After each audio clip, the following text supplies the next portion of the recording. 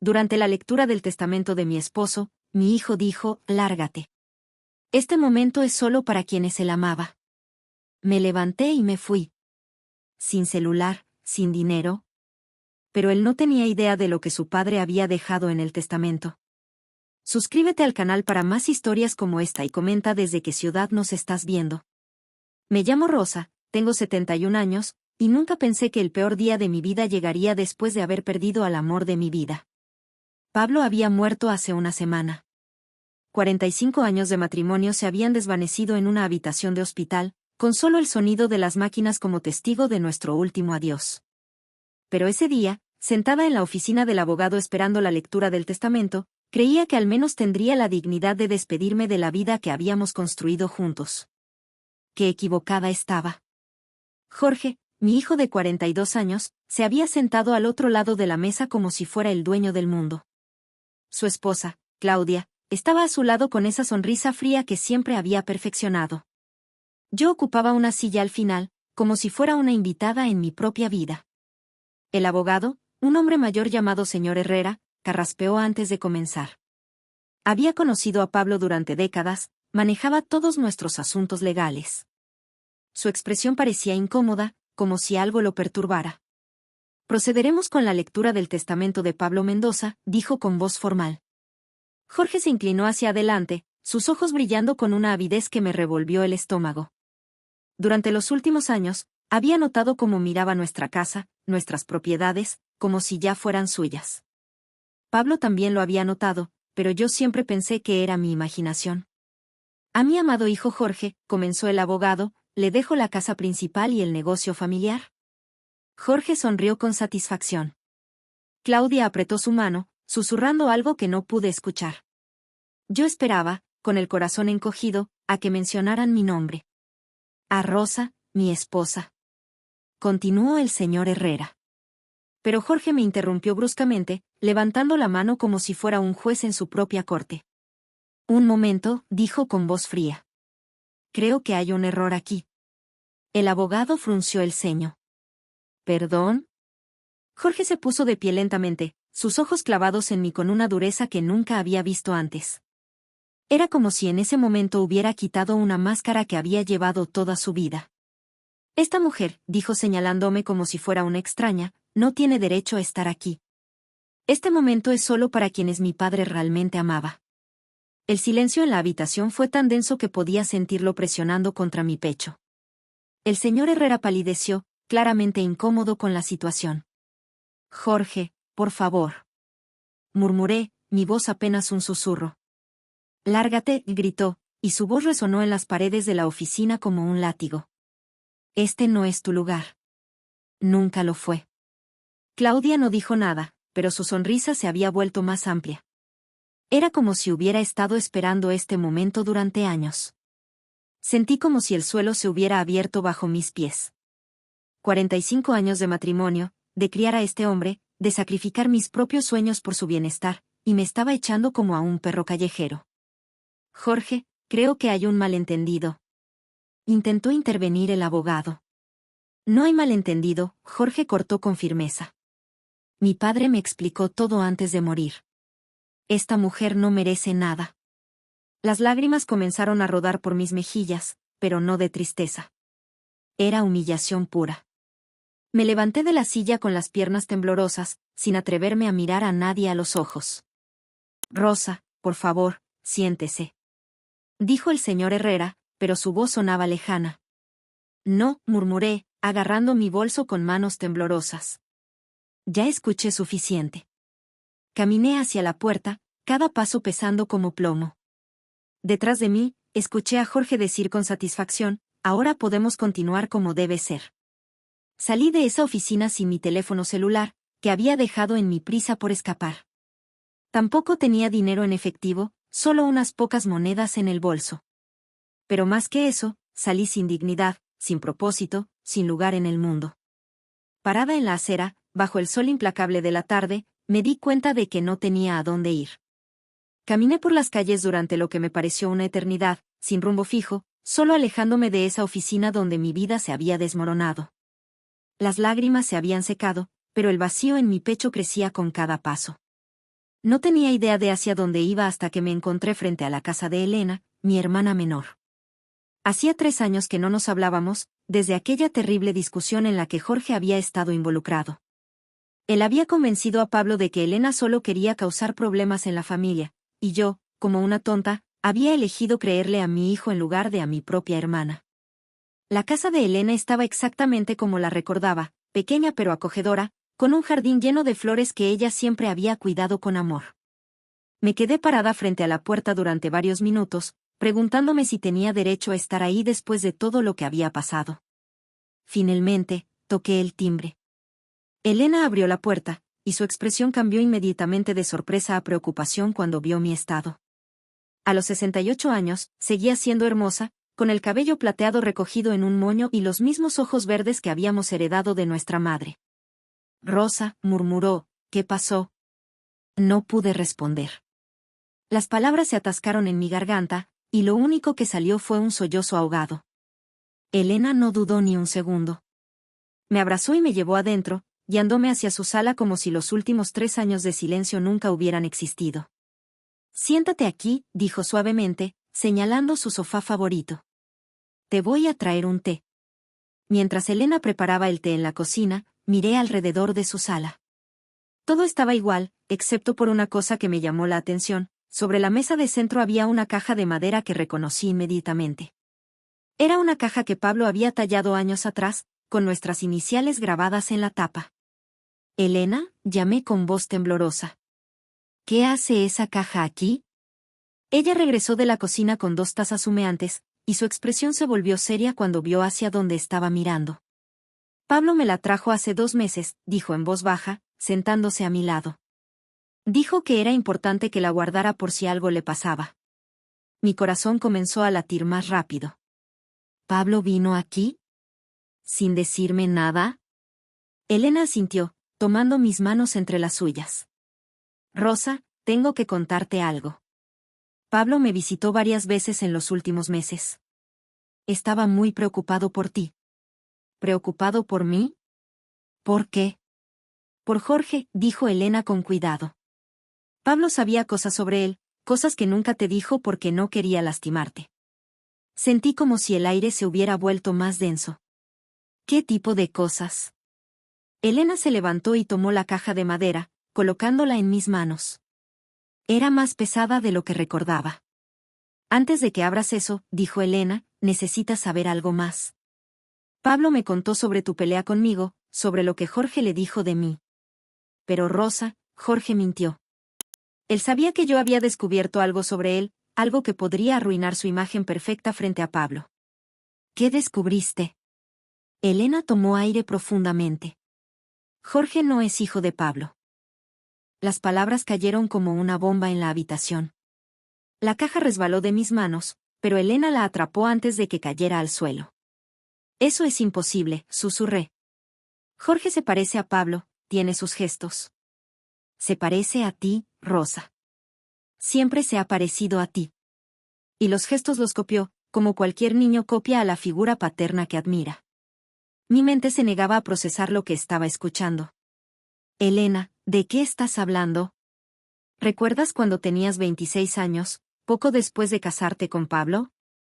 ¿Tuviste esa época difícil, esos meses en que casi se separan? Los recuerdos llegaron como una avalancha. Pablo había estado trabajando excesivamente, apenas estaba en casa. Yo me sentía sola, abandonada. Y entonces conocí a Alejandro, un hombre encantador que trabajaba en la oficina de correos. Tuvimos una aventura que duró 3 meses. Cuando Pablo y yo nos reconciliamos, decidí que nunca le diría nada. Pablo lo sabía, continuó Elena suavemente. Lo supo desde que Jorge nació. Pero decidió criarlo como su propio hijo porque te amaba a ti. No, murmuré, negando con la cabeza. Pablo nunca me dijo nada. Él amaba a Jorge. Amaba a Jorge porque era tu hijo, Rosa. Pero en los últimos años, cuando Jorge comenzó a mostrar su verdadera naturaleza, Pablo ya no podía fingir que no veía las señales. Elena abrió la caja de madera. Adentro había documentos, fotografías y sobresellados. Todo está aquí, Rosa. Las pruebas, los documentos, y una carta que Pablo escribió para ti. Él sabía que Jorge intentaría quitarte todo después de su muerte. Por eso creó un segundo testamento. Mis manos temblaron mientras tomaba uno de los sobres. En el exterior, con la letra familiar de Pablo, estaba escrito, para mi amada Rosa, cuando descubras la verdad. Mis manos temblaron mientras abría el sobre con mi nombre. Dentro había varias hojas escritas con la letra cuidadosa de Pablo, la misma que había visto en miles de notas de amor a lo largo de nuestros años juntos. Mi querida Rosa, comenzaba la carta, si estás leyendo esto, significa que Jorge ha mostrado su verdadera cara después de mi muerte. Perdóname por no haberte dicho la verdad mientras estaba vivo, pero quería protegerte del dolor de saber lo que nuestro hijo se había convertido. Elena se sentó a mi lado, su mano en mi hombro mientras yo leía. Podía sentir su presencia reconfortante, pero las palabras de Pablo capturaban toda mi atención. Siempre supe que Jorge no era mi hijo biológico. Lo supe desde el momento en que nació, pero elegí amarlo porque era tuyo. Durante 42 años, lo traté como mi propio hijo, le di mi apellido, mi amor, mi herencia. Pero en los últimos años, he visto cómo te trata, cómo habla de ti cuando cree que no escucho. Las lágrimas comenzaron a rodar por mis mejillas. Pablo había sabido todo este tiempo y nunca me había hecho sentir culpable, nunca me había reprochado nada. Jorge no solo carece de respeto hacia ti, Rosa. He descubierto que ha estado mintiendo sobre muchas cosas. El negocio que él dice manejar también está en realidad lleno de deudas que él ha acumulado. Ha estado usando mi nombre para conseguir préstamos que no puede pagar. Más importante aún, he escuchado cómo habla de ti con Claudia, llamándote, la vieja estúpida, y haciendo planes sobre lo que hará con nuestras propiedades cuando yo muera. Dejé caer la carta en mi regazo, sintiendo náuseas. Elena me ofreció un vaso de agua, que bebí lentamente mientras intentaba procesar toda esta información. Hay más, murmuró Elena, señalando otros documentos en la caja. Tomé una carpeta marcada con pruebas. Dentro había fotografías de Jorge entrando y saliendo de casinos, recibos de préstamos firmados con el nombre de Pablo, e incluso grabaciones de audio en un pequeño dispositivo. Pablo era más astuto de lo que Jorge pensaba, explicó Elena. Empezó a documentar todo cuando se dio cuenta de lo que estaba pasando. Presioné el botón del dispositivo de audio. La voz de Jorge llenó la habitación, clara y sin remordimientos. La vieja ya está senil. Cuando papá se muera, será fácil convencerla de que firme todo a mi nombre. Si se resiste, siempre puedo declarar que tiene demencia. La voz de Claudia respondió, ¿y si se niega? Entonces la mandamos a un asilo y listo. Nadie va a cuestionar al hijo que cuida de su madre enferma. Se rieron. Ambos se rieron de mí como si fuera una broma cruel. Pausé la grabación, sintiéndome mareada. Elena me tomó de la mano. Rosa, hay algo más que necesitas saber. Pablo no solo sabía sobre la paternidad de Jorge. Sabía quién era su verdadero padre. Levanté la vista, confundida. ¿Qué quieres decir? Elena sacó otra fotografía de la caja. Era una imagen de Alejandro, pero se veía mucho mayor, tal vez tomada recientemente. Pablo lo localizó hace 2 años. Alejandro vive en México, tiene una familia allá. Pablo nunca le dijo sobre Jorge, pero necesitaba confirmación. Por eso hizo una prueba de ADN. ¿Una prueba de ADN? Pablo guardó un cabello de Jorge y lo envió a un laboratorio privado junto con una muestra que obtuvo de Alejandro durante una visita que hizo a México. Los resultados están en esa carpeta roja. Con manos temblorosas, abrí la carpeta roja. El documento oficial del laboratorio era claro, Jorge no era hijo de Pablo, y había una probabilidad del 99.9% de que Alejandro fuera su padre biológico. Todo este tiempo, murmuré, Pablo sabía la verdad y aún así protegió a Jorge. Lo protegió de saber que era hijo de otro hombre. Y Jorge lo pagó robándole y humillándote, dijo Elena con amargura. Pero Pablo pensó en todo, Rosa. Mira el último documento. En el fondo de la caja había un sobre grande y grueso. Cuando lo abrí, encontré copias de un segundo testamento, fechado apenas 2 semanas antes de la muerte de Pablo.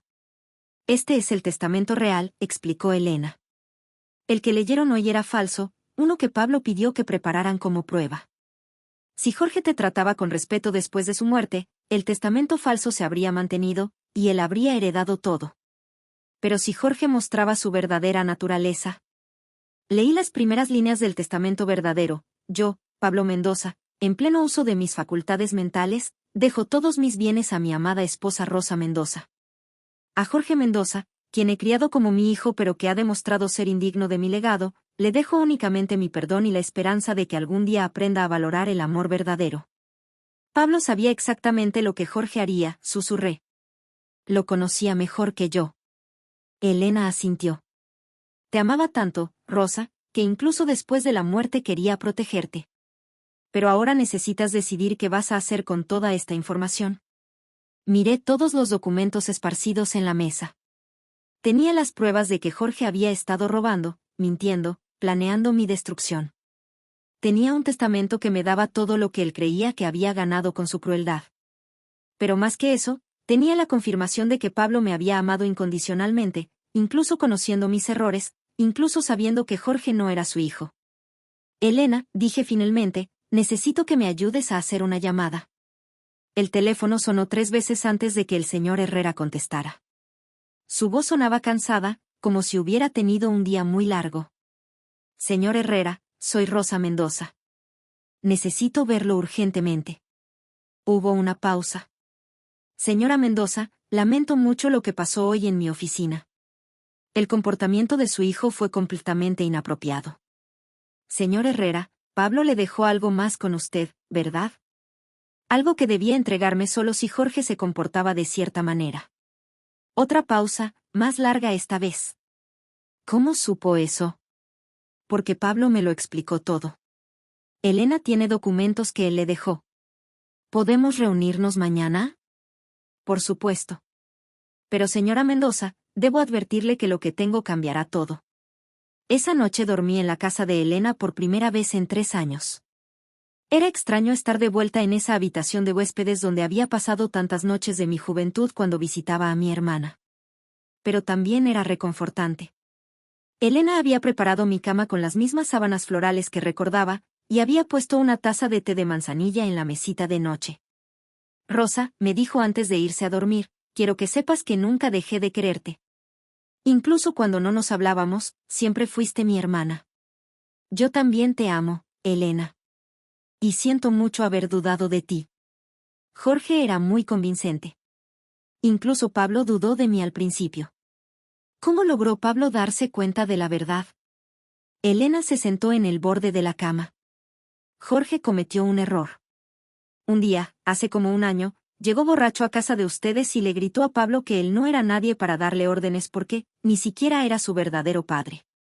Pablo al principio pensó que era solo el alcohol hablando, pero luego comenzó a investigar. Jorge sabía la verdad sobre su paternidad. Pablo creía que Jorge lo sospechaba, pero no estaba seguro. Por eso hizo todas las pruebas.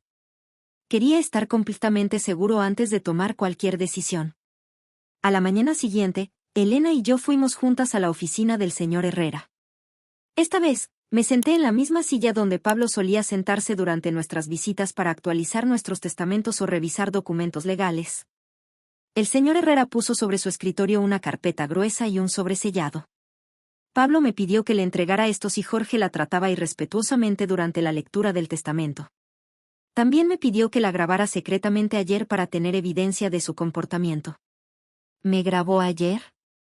Sí, con su consentimiento ahora, por supuesto. Pablo predijo exactamente lo que Jorge haría y quería documentarlo. Abrió la carpeta y sacó el testamento verdadero. Este es el documento legal real. El que leímos ayer era un señuelo que Pablo me pidió que preparara. Mientras el señor Herrera explicaba los detalles legales, mi teléfono comenzó a sonar. Era Jorge.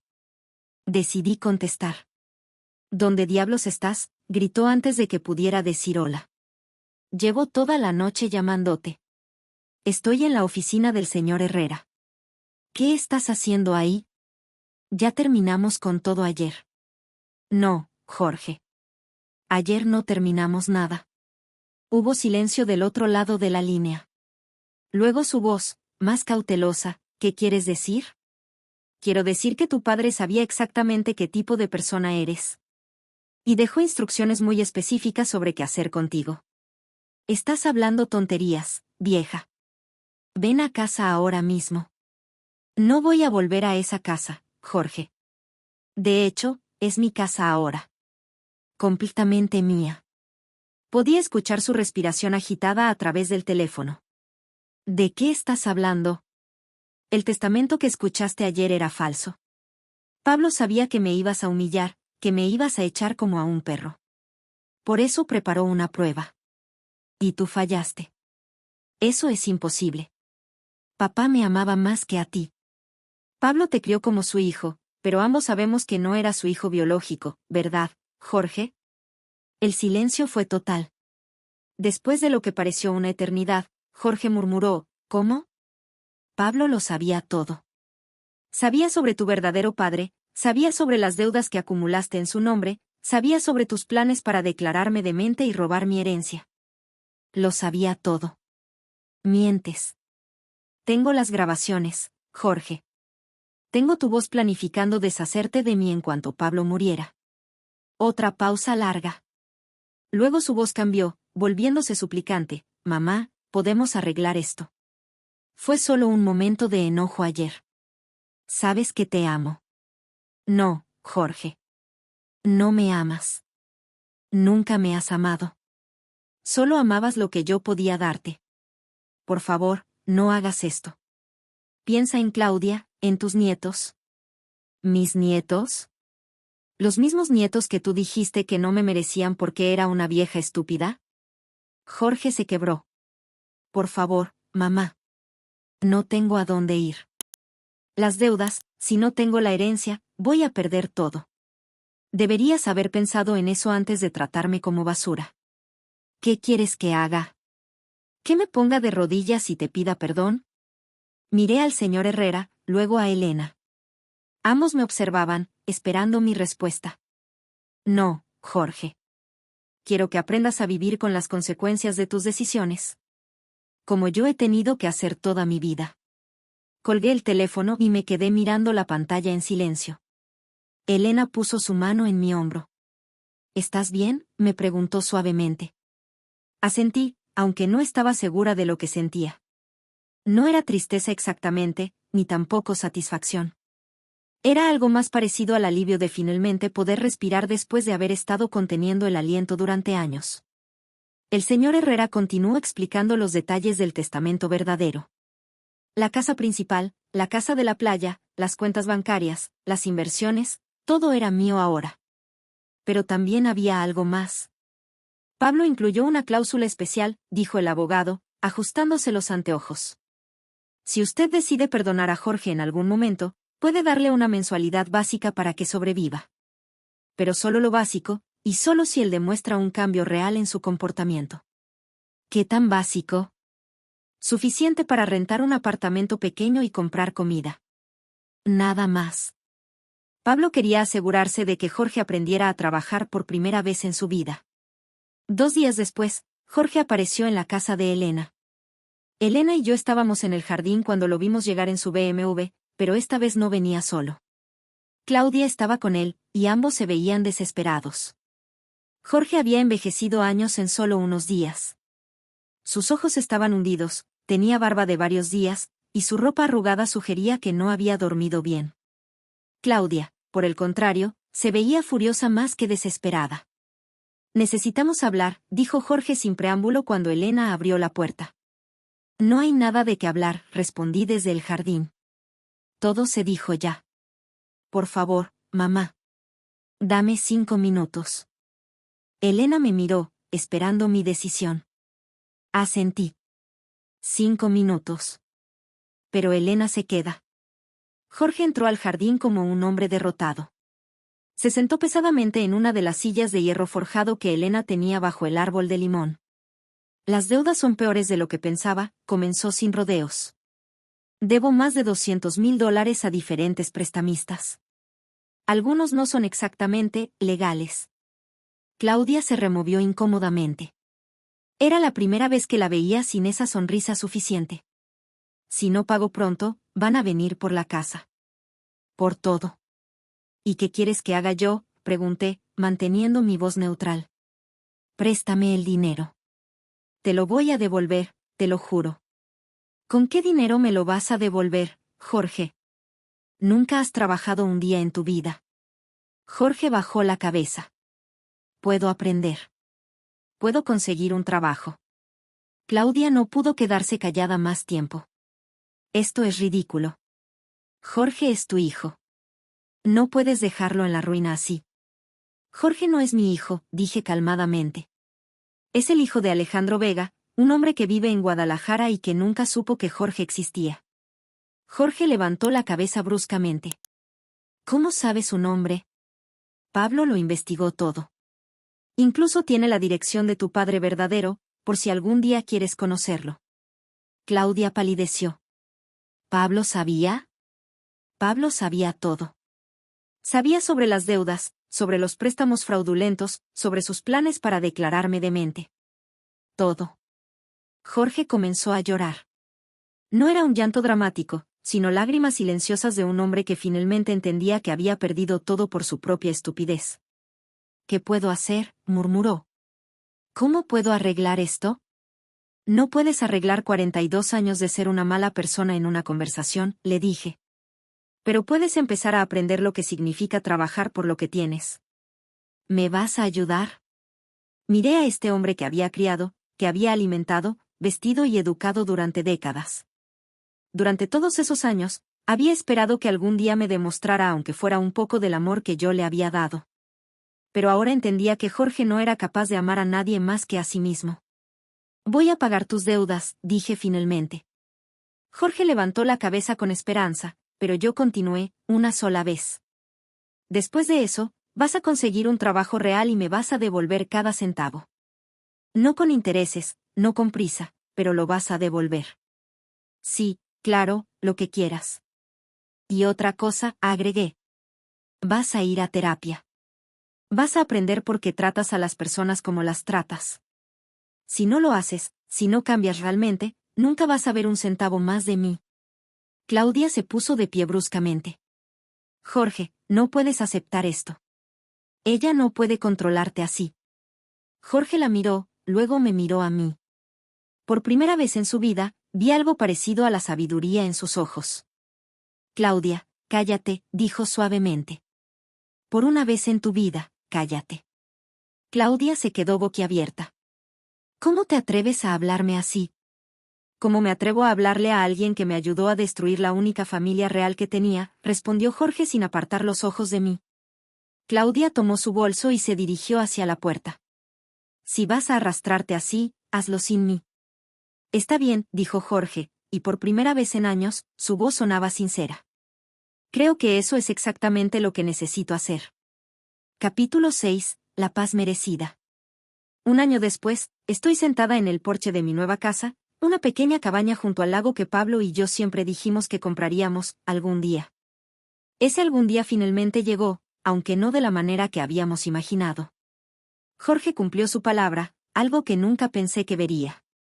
Consiguió trabajo en una ferretería, un trabajo modesto que le enseñó el valor del dinero ganado honestamente. Va a terapia 2 veces por semana y me llama cada domingo. No para pedirme dinero, sino para contarme sobre su semana, sobre lo que está aprendiendo sobre sí mismo. No voy a mentir y decir que nuestra relación es perfecta ahora. 42 años de comportamiento tóxico no se borran en 12 meses. Pero por primera vez, cuando hablamos, siento que estoy hablando con una persona real, no con alguien que está actuando para conseguir algo de mí. Elena vive cerca ahora. Después de todos estos años separadas, decidimos que queríamos pasar nuestros últimos años como las hermanas que siempre fuimos antes de que la vida nos complicara. Viene a desayunar todos los miércoles, y yo voy a su casa los domingos para cocinar juntas como hacíamos cuando éramos jóvenes. La casa principal donde viví con Pablo durante tantos años la vendí. No podía seguir viviendo allí después de todo lo que había pasado. Pero guardé algunas cosas especiales, las cartas de amor que Pablo me escribió a lo largo de los años, la mecedora donde le leía a Jorge cuando era pequeño, y el anillo de compromiso que Pablo me dio hace 46 años. Jorge me está devolviendo el dinero poco a poco, tal como prometió. No porque yo se lo esté exigiendo, sino porque dice que necesita hacerlo para sentirse bien consigo mismo. Es extraño ver cómo ha cambiado. Ya no es el hombre arrogante que me echó de la oficina del abogado. Ahora es alguien que está aprendiendo, por primera vez en su vida, lo que significa ser responsable de sus propias acciones. Claudia, por otro lado, desapareció tan rápidamente como había llegado a nuestras vidas. Se divorció de Jorge en cuanto se dio cuenta de que no habría más dinero fácil. Jorge me dijo que se fue con otro hombre, alguien que podía mantener el estilo de vida que ella quería. No puedo decir que la extraño. Hace unas semanas, Jorge me trajo una sorpresa. Había contactado a Alejandro, su padre biológico. No para pedirle nada, sino simplemente para conocerlo. Me contó que Alejandro es carpintero, que tiene otros 3 hijos, y que se alegró mucho de saber que Jorge existía. No van a tener una relación padre-hijo tradicional a estas alturas de la vida, pero Jorge dice que finalmente entiende de dónde viene, quién es realmente. ¿Estás enojada porque busqué a mi padre verdadero?, me preguntó Jorge durante una de nuestras llamadas dominicales. No, le respondí honestamente. Me alegra que hayas encontrado esa parte de ti que faltaba. Pablo te crió, pero Alejandro te dio la vida. Ambos son importantes. Pablo fue más padre para mí de lo que yo merecía, dijo Jorge con voz quebrada. Ojalá pudiera pedirle perdón. Pablo sabía que algún día lo entenderías, le dije. Por eso hizo todo lo que hizo. No para castigarte, sino para ayudarte a encontrar tu camino. Esta mañana, mientras tomaba mi café y miraba el lago, encontré una carta que Elena había deslizado bajo mi puerta. Dentro había una fotografía vieja de Pablo y yo en nuestro primer aniversario, sonriendo como 2 jóvenes enamorados que creían que podrían conquistar el mundo juntos. En el reverso, Elena había escrito: Pablo me pidió que te diera esto en el primer aniversario de su muerte. Dijo que cuando vieras esta foto, recordaras no la tristeza de haberlo perdido, sino la alegría de haber sido amada así. Lloré al leer esas palabras, pero no fueron lágrimas de tristeza. Fueron lágrimas de gratitud por haber tenido un hombre que me amó tanto que incluso después de la muerte siguió cuidándome. La verdad es que Pablo me enseñó algo que nunca había entendido antes: el amor verdadero no es solo estar juntos en los buenos momentos. El amor verdadero es proteger a la persona que amas incluso cuando no puedes estar ahí para hacerlo en persona. Jorge viene a visitarme el próximo fin de semana. Va a ayudarme a plantar un jardín de rosas en honor a Pablo. Es algo pequeño, pero para mí significa todo. Significa que finalmente tenemos la oportunidad de construir algo real juntos, algo basado en respeto mutuo en lugar de obligación. No sé cuántos años me quedan, pero sé que los voy a vivir en paz. Sin drama, sin manipulación, sin tener que demostrarle a nadie que merezco ser amada. Pablo me dejó algo más valioso que cualquier herencia material, me dejó la certeza de que fui amada completamente, y me dio las herramientas para exigir ese mismo respeto de todos los demás. Mientras el sol se pone sobre el lago, levanto mi taza de café en un brindis silencioso hacia el cielo. Gracias, Pablo, susurro. Por amarme lo suficiente como para enseñarme a valorarme a mí misma. El viento sopla suavemente, meciendo las cortinas de mi pequeña cabaña, y por primera vez en mucho tiempo, me siento completamente en casa.